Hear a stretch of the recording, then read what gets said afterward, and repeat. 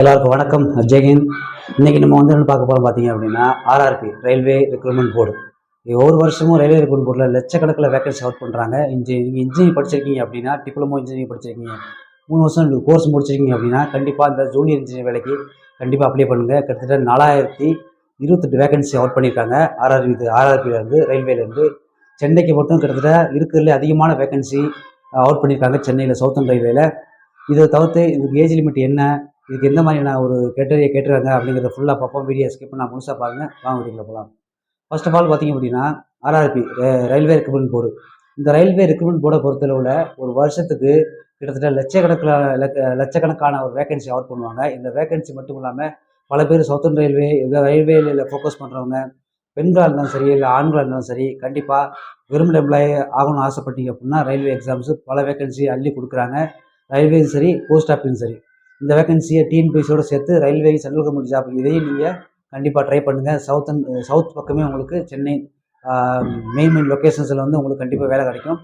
இந்த கிட்டத்தட்ட 4028 vacancy out பண்ணியிருக்காங்க. இதுக்கு குவாலிஃபிகேஷன் பார்த்தீங்க அப்படின்னா வந்து நீங்கள் இன்ஜினியரிங் முடிச்சிருக்கணும். இன்ஜினியரிங் டிப்ளமோ முடிச்சிருந்தீங்க அப்படின்னா 3 இயர்ஸ் கோர்ஸ் முடிச்சிங்க அப்படின்னா நீங்கள் இதுக்கு எலிஜிபிள் அட்டன் பண்ணலாம்.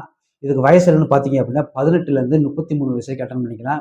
அதே மாதிரி ஏஜ் ரிலாக்ஸேஷன் வந்து சென்ட்ரல் கவர்மெண்ட் வேலைக்கு என்னவோ அதே ஏஜ் ரிலாக்ஸேஷன் நீங்கள் உங்களுக்கு கிடைக்கும். எஸ்சினா எஸ்சி, எஸ்டினா எஸ்சி, ஓபிசினா ஓபிசி, அதுக்கு தகுந்த மாதிரியான கவர்மெண்ட் ரூல் எப்படி இருக்கோ அதுக்கு தகுந்த மாதிரியான ஒரு ஏஜ் ரிலாக்ஸேஷன் வயது தளர்வு உங்களுக்கு கிடைக்கும்.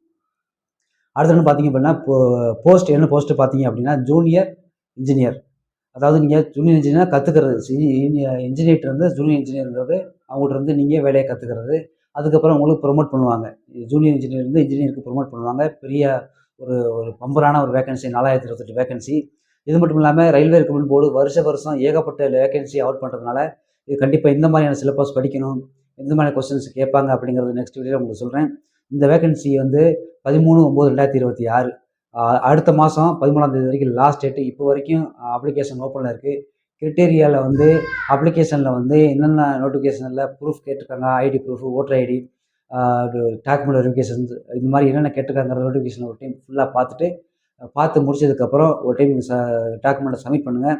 உங்களுக்கு ரொம்ப நாள் உங்களுக்கு எப்படியாவது கனவு கவர்மெண்ட் எம்ப்ளாயி ஆகணும் அப்படின்னு சொல்லி ஒவ்வொருத்தவங்களுக்கும் ஒரு கனவுகள், ஒரு இலக்கு இருக்கும்.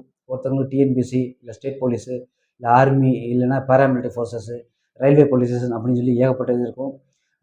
போஸ்ட் ஆஃபீஸோ ஆர்ஆர்பியில் ரயில்வே டிபார்ட்மெண்ட்டை பொறுத்தளவில் ஒவ்வொரு வருஷத்துக்கு ஏகப்பட்ட வேகன்சி அவுட் ஆகிறாங்க.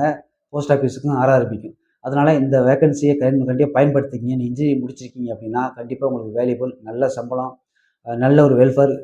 இது இப்போ வரைக்கும் ரயில்வே ஸ்டாஃபுக்கு பொறுத்தளவில் எந்த அளவுக்கு வெல்ஃபேர் கிடைக்கும் அப்படின்னா இருக்கிற கவர்மெண்ட் எம்ப்ளாயிலே ரயில்வே ஸ்டாஃபுக்கு ஒரு எக்ஸ்ட்ராடினரியான ஒரு வெல்ஃபேர் கிடைக்கும். ட்ரெயின் டிக்கெட்லேருந்து, பர்சனல் கோட்டாலேருந்து, அதை சேலரியை பொறுத்தளவில் பேசிக் பே என்ன கொடுக்குறாங்களோ சென்ட்ரல் கவர்மெண்ட்டு அதே தான் வரும். 26,700 பேசிக் பே தான் கவர்மெண்ட்டோடது. செவன்த் பே கமிஷன் வரைக்கும்.